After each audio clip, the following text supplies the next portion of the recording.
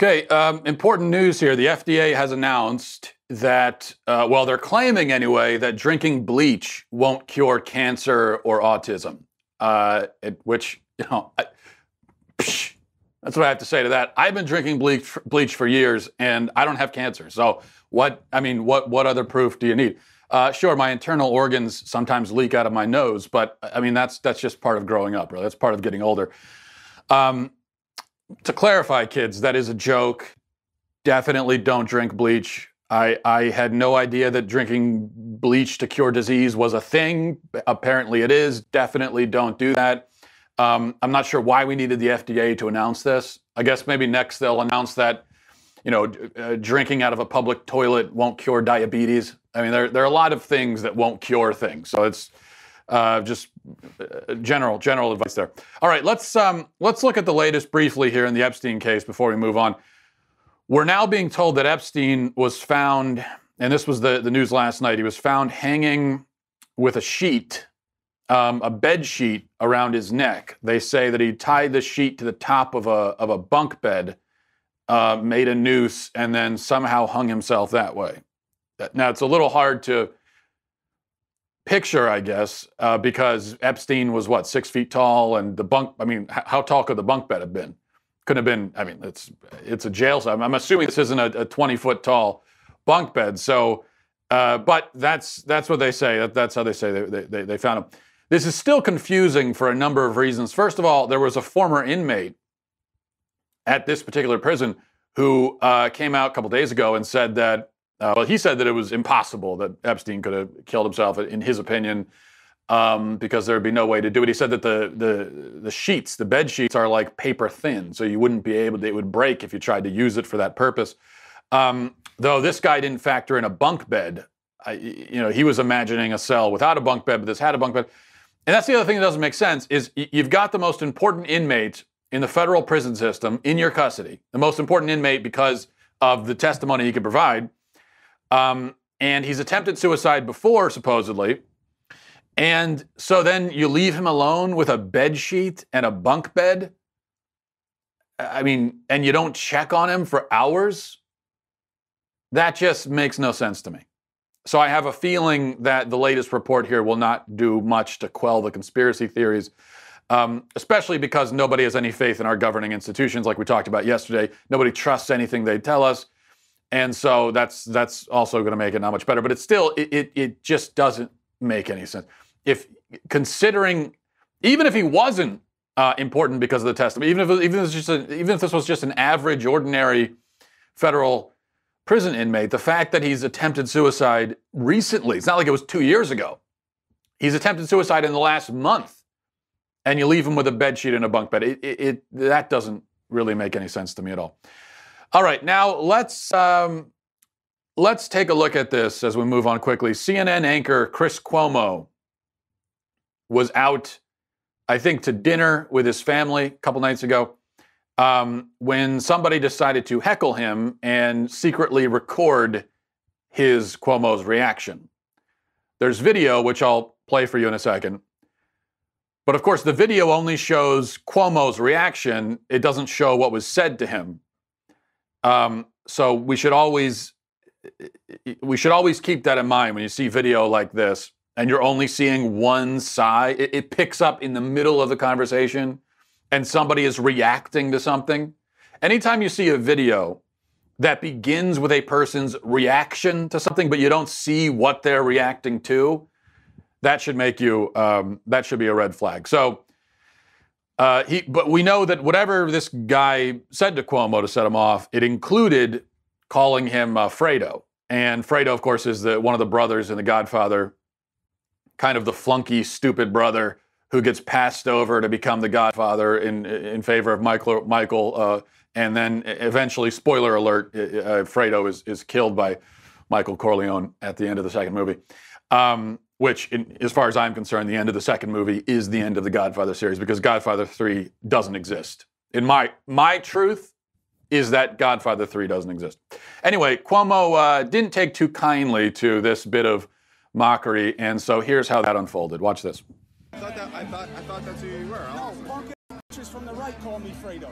My name is Chris Cuomo. I'm an anchor on CNN. You're much... Fredo is from The Godfather. He was that weak brother. Isn't that your and brother? And they use it as an Italian aspersion. Any of you Italian? Are you Italian? It's a fucking insult to your people. It's an insult to your fucking people. It's like the N-word for us. Wow. Is that a cool fucking thing?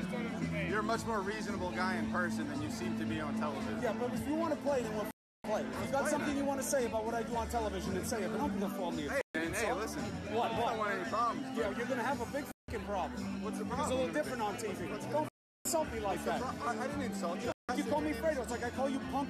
You like that? You want that to be your nickname? I didn't call you that. You called me Fredo. You know my name's not Fredo. I thought your name was. You did not think my name was Fredo. Don't be a liar.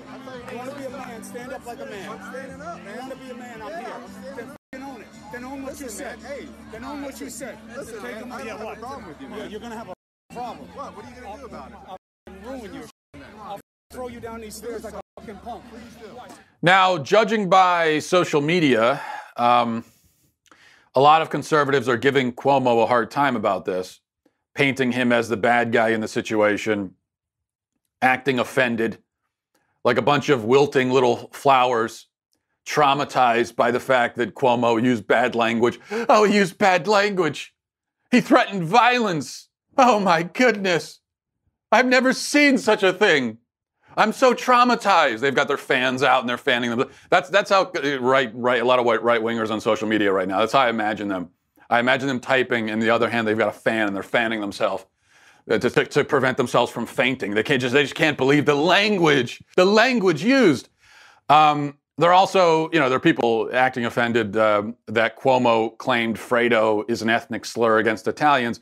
And obviously that is absurd. Fredo is not an ethnic slur. It's an insult. Yeah, it's a personal insult, usually used against someone who is considered the dumb or weak one in the family. So if someone's calling you Fredo, they're not making any reference to you being Italian, because that's an insult that could be used whether you're Italian or not.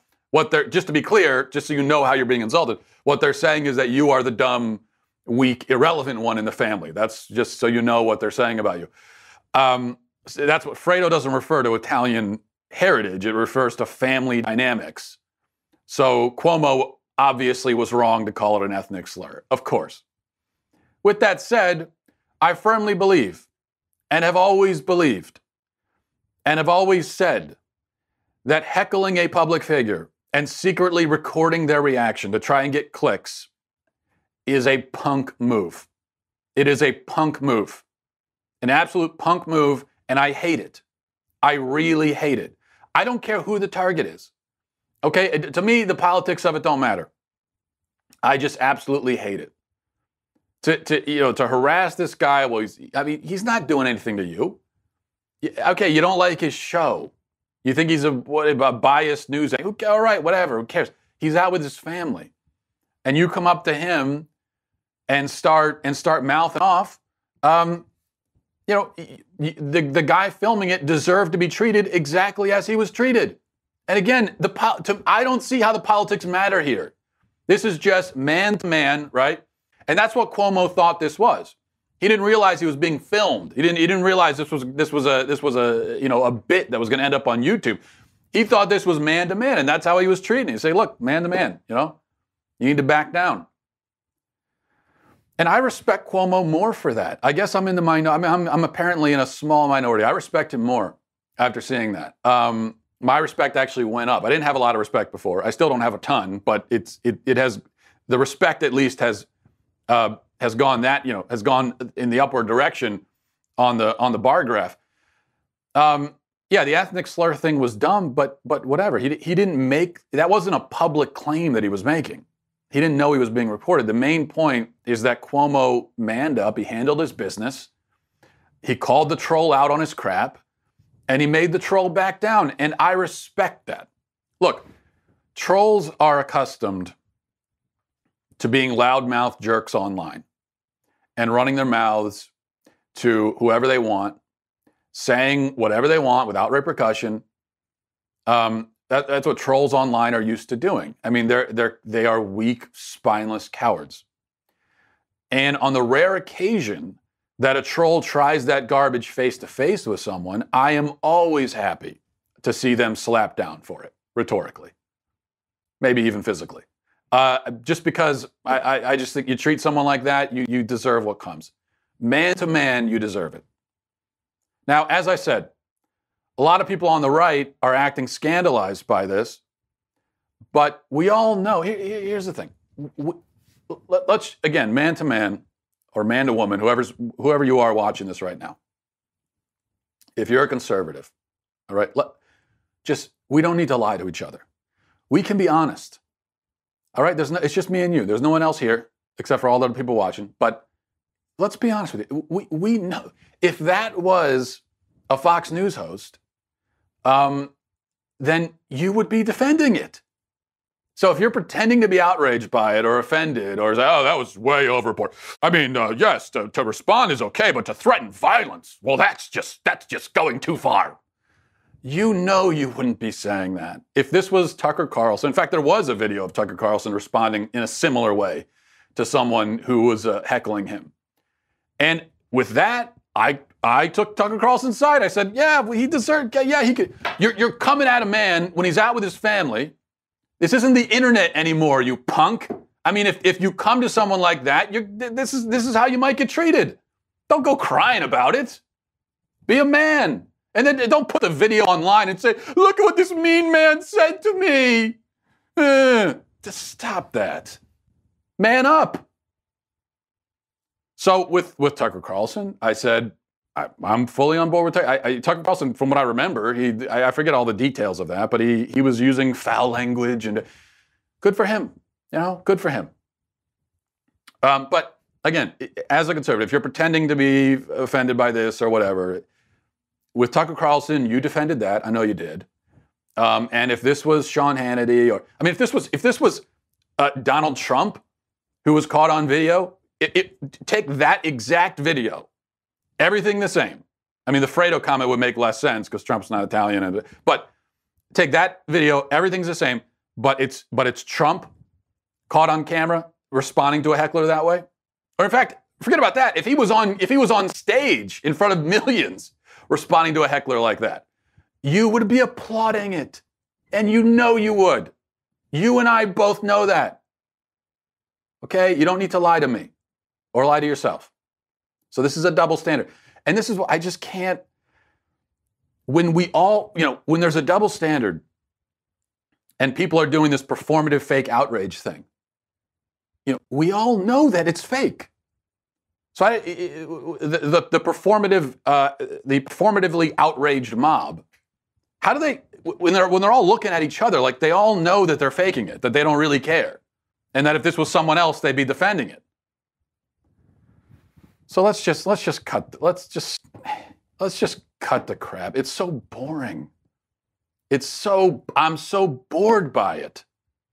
That's the main thing. It's not even, my main problem is not even an ethical problem, although there's that because it's dishonest. But my main thing is I'm just so bored. I mean, everything that happens, I know exactly what everyone's going to say, depending, okay, what's the politics? Whose side is this guy on? Okay, let's pretend it was, oh, geez, just stop already. This was a man, this is how two men, oh, well, he threatened violence. That's how guys talk to each other. I got news for you. When two guys, when they think that, especially when they don't know that they're being filmed secretly, this is how two guys talk to each other when they're pissed off.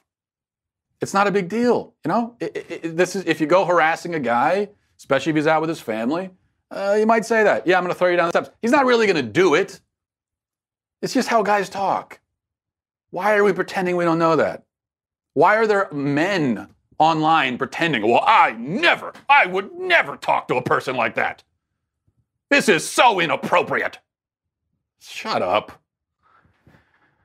That's really, I'm at the point now where I don't even know how I can do this job anymore because my main reaction to like 90% of the controversies on either side now, my main reaction is just shut up already. You please just stop. We all know.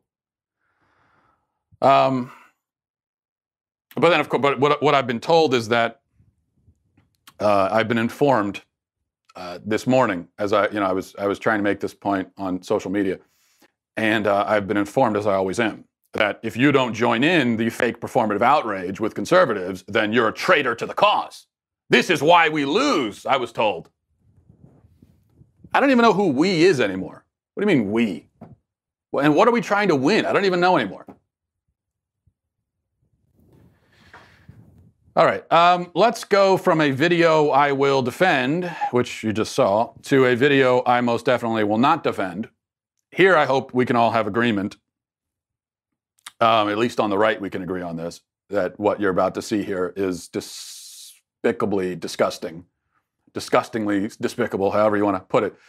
We've discussed plenty of times these crazy, gross, demented drag queen story hours, which are now officially a thing. They're a thing all across the dying Western world. Men in dresses come to read stories to children, but sometimes they do more than read stories. I mean, reading the story is bad enough because they're dressed up like some cartoon, some macabre cartoon of a woman. But here's a drag queen story hour that went much further than that. Devon Library in the UK had one of these events recently, and a drag queen, a dude who goes by the name Mama G, which is, by the way, totally normal, right? I mean, for a guy to dress up like a woman, call himself Mama G, totally normal. Now, we can't criticize that.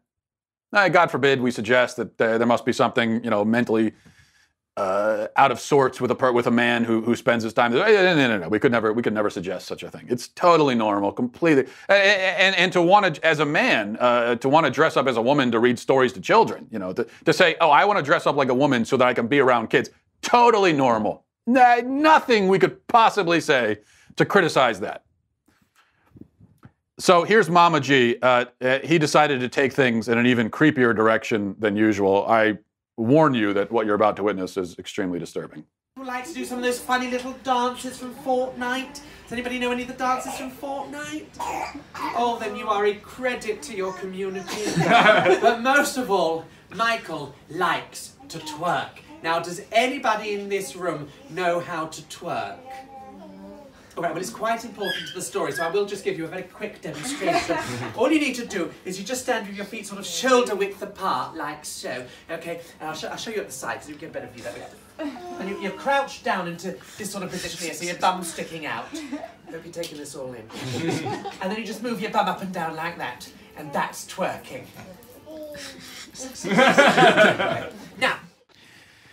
Yeah, so there you go. That is, yes, that is exactly what it looks like. That is a man in a dress at a library teaching young children how to twerk. I don't have to explain, probably, so I won't go into much detail explaining that twerking is meant to be a sexually suggestive, a very sexually suggestive dance move. That's what it is. And so this guy is giving a demonstration to children. And to make it so much worse,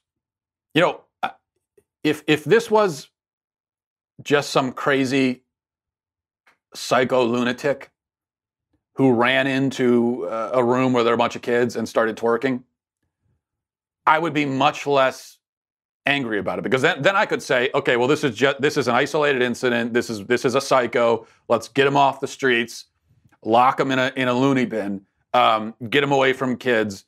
And so then I could say that it's an isolated thing. It's one guy. I know crazy people are out there, but this guy's crazy. We got him off the streets now. Okay. What makes this so infuriating on such a deep level and so disgusting is not even the behavior of this guy, who clearly is mentally disturbed, but it's the parents who are sitting there chuckling and laughing while a grown man teaches their 6 and 7-year-old kids how to twerk. What kind of a man? Imagine the fathers that are in that room just sitting there laughing. Oh, isn't that adorable? That grown man's teaching my 4-year-old daughter how to twerk. This is so charming.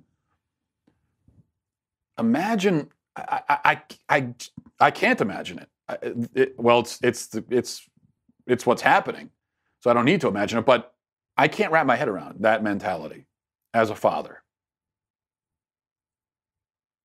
You know, I'm just waiting to see one of these drag queen story hours where something like this is happening, and to have a father come in and pull a Chris Cuomo. Not that I'm advocating violence, but I'll put it to you this way. If I walked into a room and there was a man in a dress sexually harassing, because that's what this is, sexually harassing my 6-year-old daughter, I wouldn't be chuckling along. I'll put it that way. Okay, I would respond in a way that would not include applauding or expressing my approval. I would express my disapproval in a very unmistakable way. That's all I'm going to say. But you never see that. Instead, you just see these henpecked dads and moms sitting around the sidelines watching this happen. If we lived in a sane world, that man who is, again, sexually harassing, sexually abusing, to me, that's sexual abuse. You know, I see that as sexual abuse, what you just witnessed there. And if we lived in a sane country, even though this wasn't our country, but if we lived in a sane world, that guy would be arrested and all of the parents would be arrested for, at a minimum, parental neglect, if not active parental abuse. All right. On a related note, the Daily Wire, if I can pull it up, has a story that is on the website right now. I'll read a little bit of this to you. It says that a teacher at a middle school in Northern California triggered outrage from parents after he handed out a gender identity graphic, allegedly to explain why he preferred to be called MX rather than Mr. on the first day of school. So he wanted his prefix to be, rather than Mr., MX. How do you say MX? So MR is Mr. MX is what? What is that? Mixter? Mix? Is it mix? So stupid. Luis Davila Alvarado, who teaches 7th and 8th grade science at Denair Middle School, used a gender unicorn graphic from Trans Student Education Resources to explain his choice of preferred pronoun to a group of children between the ages of 12 and 14. And then it goes on from there. He gave out this graphic. Now, much to the credit of the principal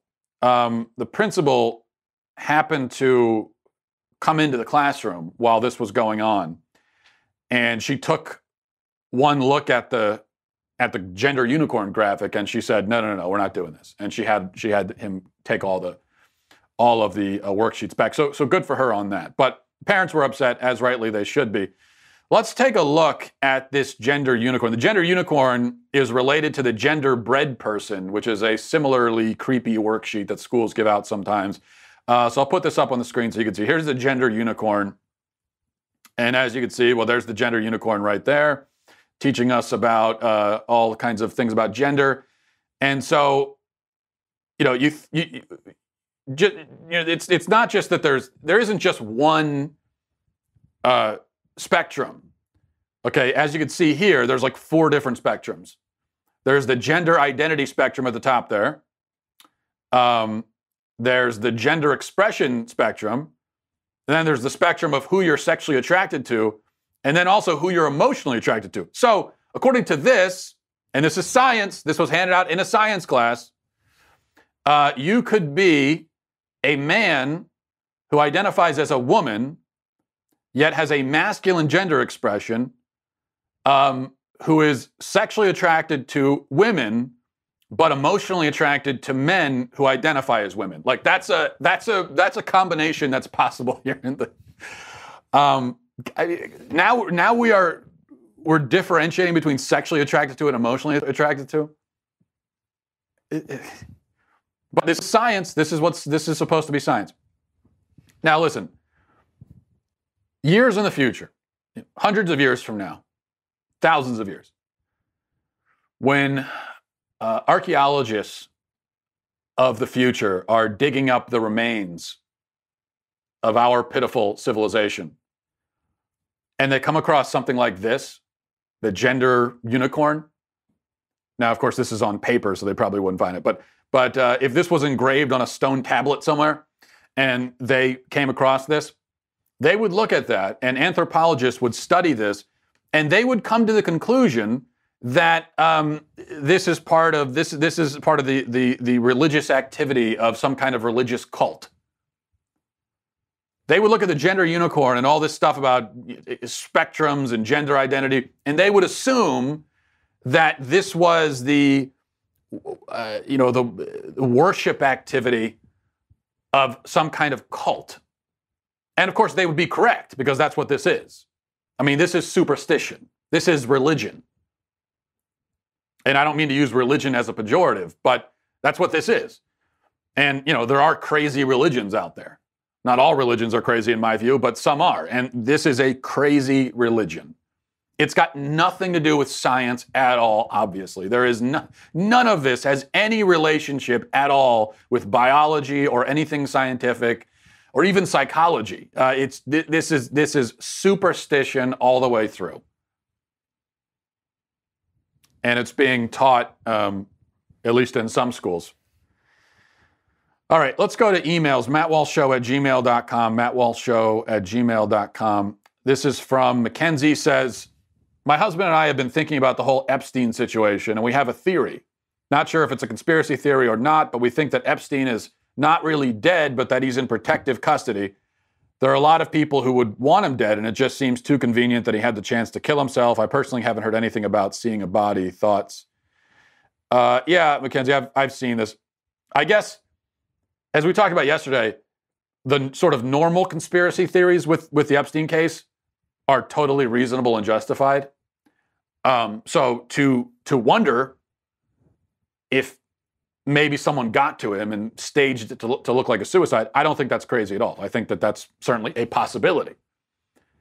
But because the normal conspiracy theories are normal, then I guess people, we need to come up with, even crazier conspiracy theories, and that's where this comes from. And no offense, I don't mean it as an insult, but this is the idea that he's still alive and he was, they shuffled him off somewhere to hide him. I've heard two versions of this theory, which is, it's a theory. There's no evidence for this theory, Mackenzie. This is just something that you've and others have sort of come up with in your heads.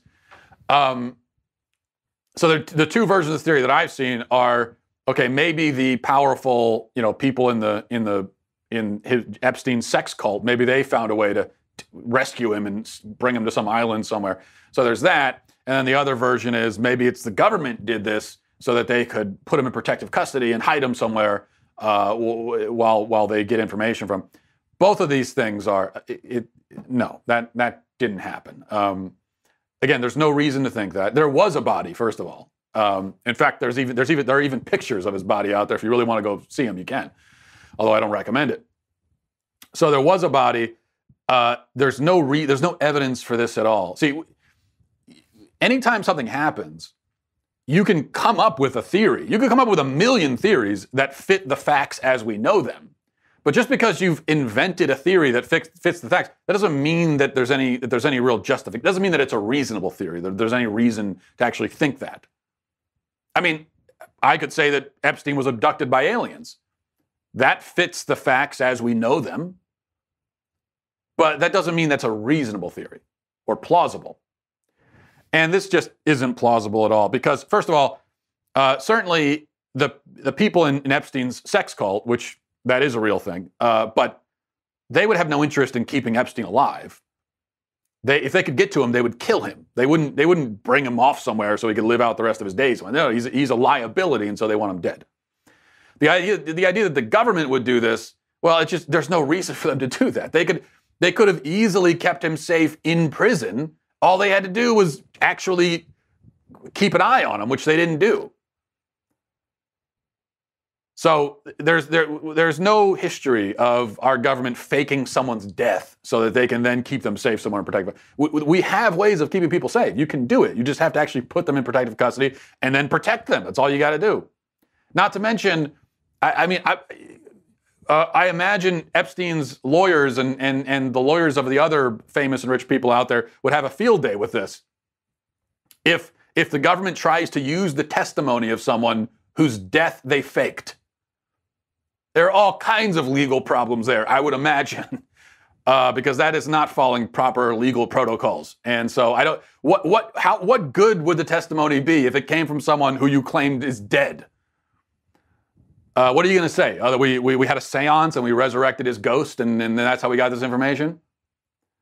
So, no, there's no reason to think that at all. This is from KL, says, Matt, you and the rest of the Daily Wire crew are pathetic, parroting the official line on Epstein. I'm disgusted and done with you and the rest of them. If I wanted mainstream media talking points, I know where to get them. So KL is not I actually got several emails like this from people who are mad at me, saying that I was parroting the talking point, the official narrative or whatever yesterday. I don't even know where this is coming from. I said on the show yesterday repeatedly that the so-called conspiracy theories in this case are perfectly plausible and justified. Now, the idea that they faked his death and that he's hiding out somewhere on an island, that I don't think is plausible. But the idea that someone got to him and made it look like a suicide, sure, it's possible, perfectly possible. Now, as I said, if Occam's razor, or the mundane principle, which I just made up yesterday, but I think it's true, that usually the most boring and mundane explanation is correct most of the time. So according to that principle, probably he did kill himself. But, I don't know. And my whole point of the show, I spent 15 minutes yesterday talking about repeating myself, as I tend to do, that there is nothing at all crazy or unreasonable about the so-called conspiracy theories. So how that amounts to me parroting the official narrative, I have no idea. Unless what you mean by that is that I guess my fault is I can't just say that the conspiracy theories are plausible. I have to pretend that I know that the conspiracy theories are true. So I didn't have certainty. Forgive me for that. How dare I? This is from Trevor, says, Hi, Matt, I've been watching for a while. I love your show. I'm 19 years old. I've been a Christian for about 8 months now. Congratulations, Trevor. I'm a part of a wonderful church at the college I attend. They are very traditional and conservative in their conduct, meaning that they discourage watching movies and listening to music that may be too explicit. Plus, I have a pretty dark sense of humor, so I'm afraid to joke now about how I've normally done. I understand it's inappropriate in a church setting, but I'm not real sure about just in my life outside of church. I couldn't help but think about this when you mentioned Pulp Fiction in your episode on Monday. When I was an atheist, I always loved watching Tarantino films or just watching any movie that told a good story despite any violence or profanity. I also really like a lot of stand-up comedy. I still do. Lastly, there's a lot of good music out there that is not Christian music. I guess I'm just wondering if it's acceptable to still watch extreme movies, listen to stand-up comedy, even if it's pretty profane, and then listening to good music that may be a little vulgar at times. It's not like this makes or breaks my faith. If I have to give it up, then so be it. I understand that the rationale of it, but I just feel like a lot of the good parts of life I'll be missing out on. I'd love to get your thoughts on this. You're the best show on the Daily Wire. Keep up the great work. There we go. Trevor. Yeah, well, I think, first of all, for you to be doing an inventory of the way you spend your time recreationally and the music you listen to, the movies you watch, to do that inventory is a good thing. And so you should be commended for that. And we should all be doing that inventory. And yes, it is. There are, I think, movies and shows out there that are morally objectionable, and there's nothing really good that can come from watching them. And I don't say that like I've seen plenty of that kind of stuff myself. In fact, I was just talking about that on the show yesterday, which is what you're referring to. But we should still challenge ourselves, I think. And then same with music. I mean, there's a lot of music out there, obviously, that is just pure trash and garbage, and all it does is just drag you down into the gutter mentally, emotionally, spiritually. And so, again, nothing really good can come from it. Even if you kind of like the sound of it, whatever the music is, it's still garbage. And so when it comes to that kind of, and you have to just use your own judgment. A judgment that you hone over time, as we all do, as we grow and mature. So I think it's good to do that. And if you, in your judgment, if you know in your heart of hearts that what you're watching is pure trash, pure junk, then yeah, you shouldn't watch it. Doesn't mean you're going to go to hell if you do, or that you're automatically a bad Christian or something like that. It's not helping. It's not edifying. It's not helping you in your own walk. And so there's just no reason to do it, other than you're just looking for something to watch, which probably isn't a good enough reason. So there's that part of it, and that's the judgment call that you have to make. On the other side of it, though, I definitely don't think, Trevor, that just because you're a Christian now, you can't watch any secular shows or movies. You can't listen to secular music. Like I don't think that now that you're a Christian, all the music you listen to has to be corny Christian music. Not that all Christian music is corny, but a lot of it is. And that every show you watch has to be, every movie you watch has to be God's not dead or something like that. Heaven is for real. No, you don't have to limit yourself to that. There's in the so-called secular world, there's a lot of, despite what you may hear, there's a lot of good music. There's a lot of good art, but you have to be discerning. And I guess, especially just focusing on movies for a minute, just for example, I think it's perfectly okay for a movie to deal with difficult things, to deal with violence, to have elements to the story that are sad, disturbing, whatever, scary, suspenseful. That's fine. But I think what we have to ask ourselves is, what's the point? Is there a point to this? Now, if it's a movie that it appears the only point of the movie is just to drag you down and just to depress you for the sake of depressing you, and the only point the movie's trying to make is that there is no point in life and everything is terrible, it's nihilistic filth, well, then that's probably a movie you don't need to watch. But we were talking about The Godfather, so using The Godfather as an example. I mean, The Godfather is not what we would call a Christian film, and it's probably the kind of movie that some Christians would say, oh, that's terribly inappropriate for a Christian. You shouldn't watch that. Just watch the latest Kevin Sorbo movie instead. No, nothing against Kevin Sorbo. I think The Godfather, yeah, there's violence in that movie, there's vulgarity, there's evil, a lot of bad stuff. It's not for kids, okay? It's definitely for adults.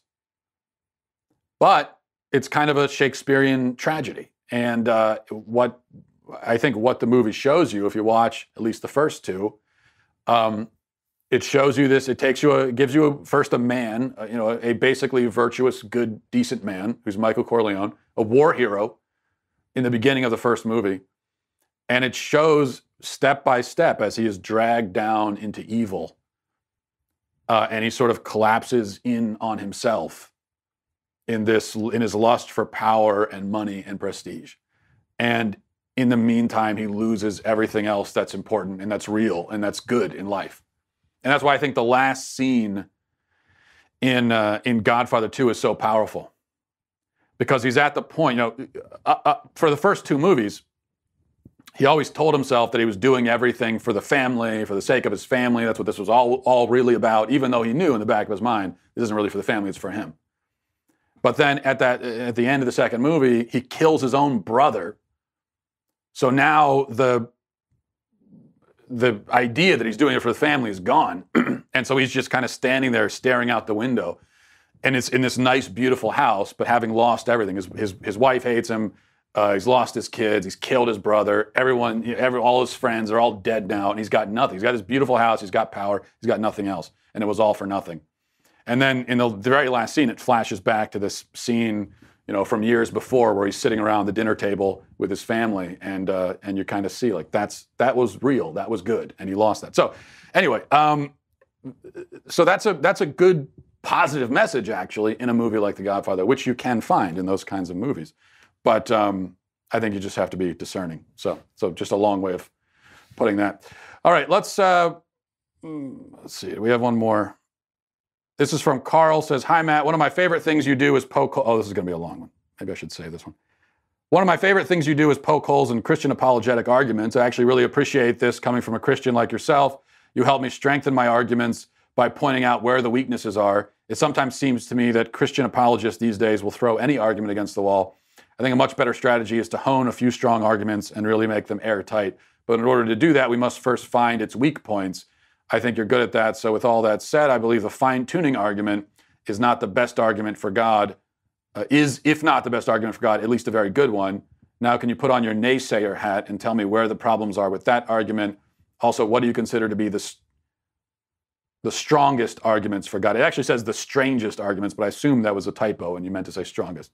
The strangest arguments for God. Okay, this is. Can I answer this quickly? I can't answer anything quickly.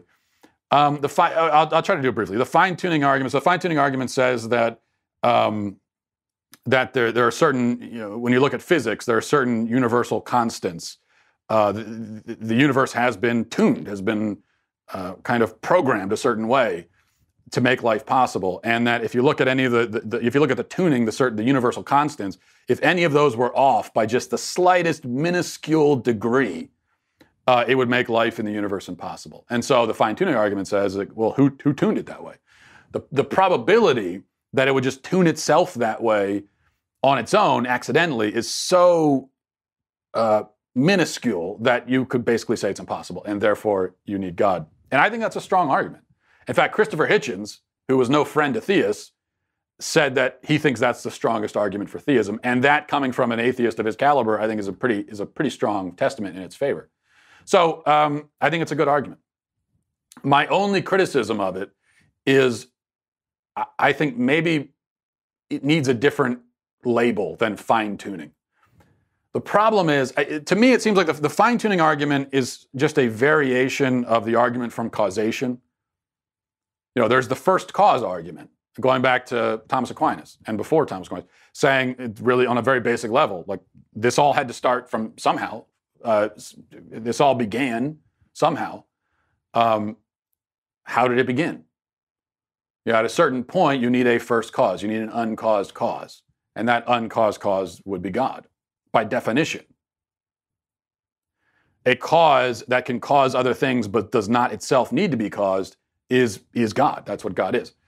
God is other things as well, but he's also that. So it seems to me that the fine-tuning argument is basically an extrapolation of that argument, saying that this tuning of the universe, it couldn't have done it on its own. Something or someone had to do it. So I think we need to frame it that way. The problem is when we say fine-tuning, it makes it sound like what we're arguing is that, the entire universe is so remarkably hospitable to life that we know that God must exist, when that's not really the argument. And the problem is when if it sounds like you're making that argument, then the atheist can say, well, hold on a second. 99.999999999 whatever percent of the universe is lethal to life. The vast majority of the universe, pretty much, essentially the entire universe consists of radiation-filled vacuum that is lethal to life. Nothing can live in it. And if you were to, condense the entire universe to scale down about the size of a house, the entire house will be filled with a radiation-filled vacuum, and you'd have one little atom, one little proton that would be Earth. And obviously, if you were to walk into a house where the entire thing, except for one little atom, is lethal, you would not say, "Oh, this house was built especially for life." No, you would say the opposite. You would say this house was built to kill me. So that's the problem. Is that the universe is a very, very, very, very, very big place. And as far as we know, all of it is lethal to life, except for the little speck of dust that we're on. So now that fact doesn't really debunk the fine-tuning argument, because that's not what the fine-tuning argument is. But when you say fine-tuning, it kind of sounds like that's what you're saying.